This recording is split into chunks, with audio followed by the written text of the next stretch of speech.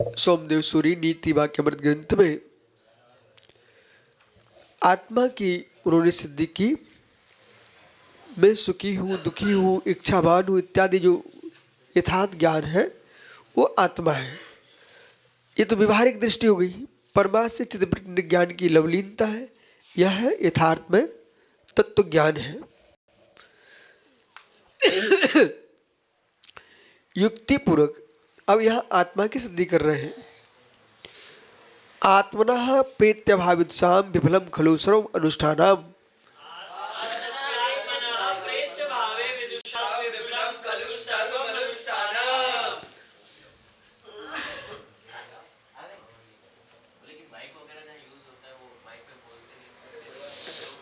तो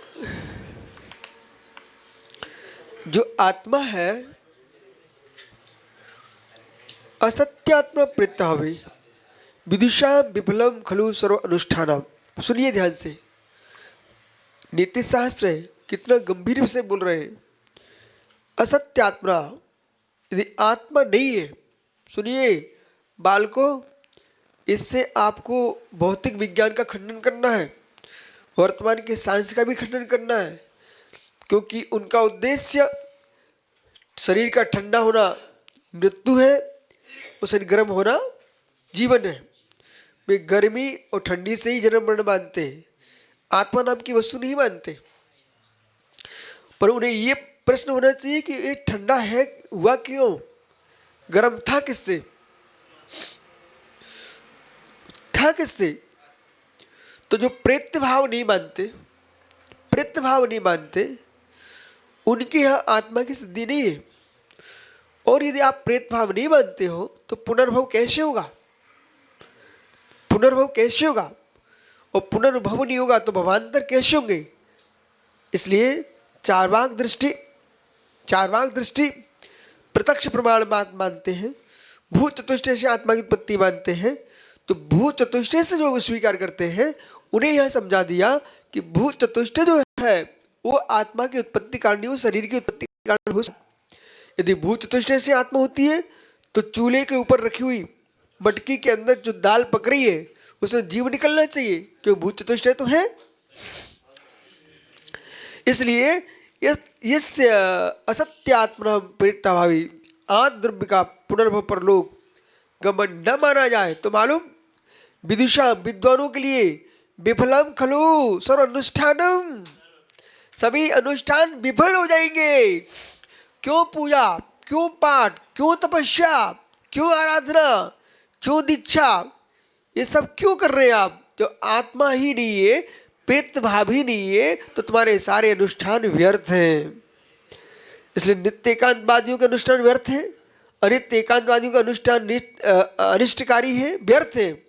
जो वस्तु को नित्य नित्य स्वीकारते हैं उनकी अनुष्ठान सम्यक है, पर्याय दृष्टि से नित्य, द्रव्य दृष्टि से नित्य। और सत्य का उत्पत्ति नहीं है, सत्य का विनाश नहीं है, इस पर दृढ़ रहना चाहिए द्रव्य दृष्टि से। नैव अस्तो जन्म सतो विनाशो, आप लोग इस सूत्र को भूल चुके थे, आज सही है, भूल चुके थे, चढ़ बैठे पंडित जी के ऊपर। ऐसा नहीं है, वो जो कथन कर रहे थे आप उत्पाद ध्रुव का, वो पर्याय दृष्टि है। उत्पाद भी पर्याय दृष्टि, व्यय भी पर्याय दृष्टि, ध्रुव भी पर्याय दृष्टि। सत्य जो है ना अविनाशी है, अनुत्पन्न है, अहेतुक है।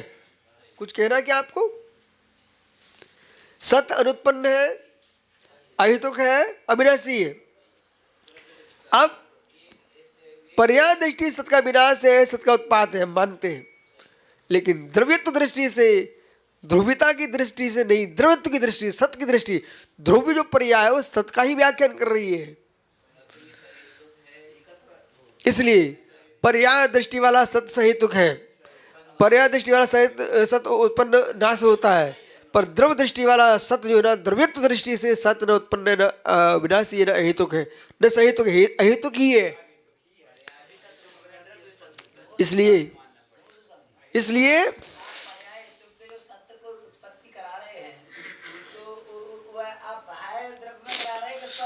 स्वद्रव्य में,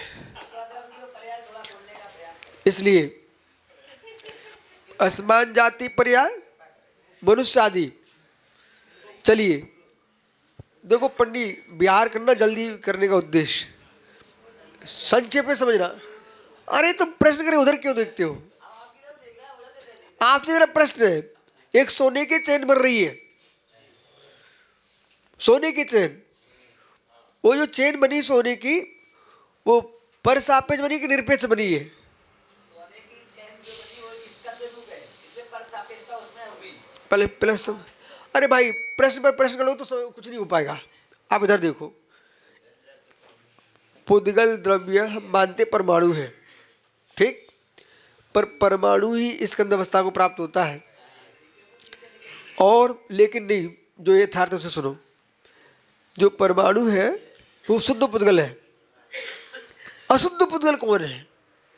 स्कंद, ठीक है, ऐसा इनको ऐसे पकड़ना पड़ता है। अशुद्ध पुद्गल है, उसमें ही परमन चल रहा है।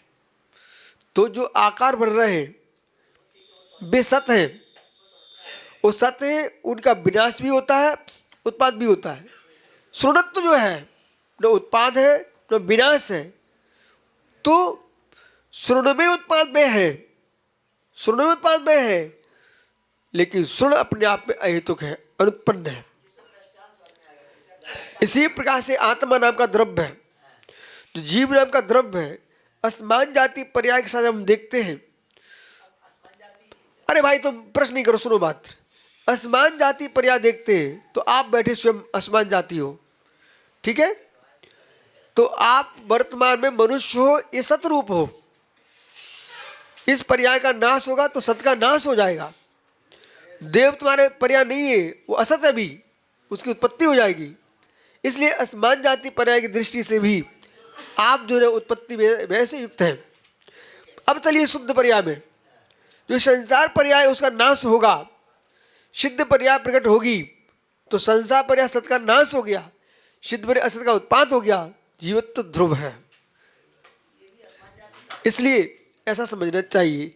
अब चलिए शुद्ध सिद्धों के अंदर मात्र, इनको वहां तक ले जा रहे हैं। अगुरु गुरु का परम प्रक्षण चल रहा है, उसमें उत्पाद में ध्रुव चल रहा है, उसे नहीं मानोगे तो अर्थ क्रिया का अभाव हो जाएगा, अर्थ क्रिया का अभाव हो जाएगा तो द्रव्य का ही अभाव हो जाएगा।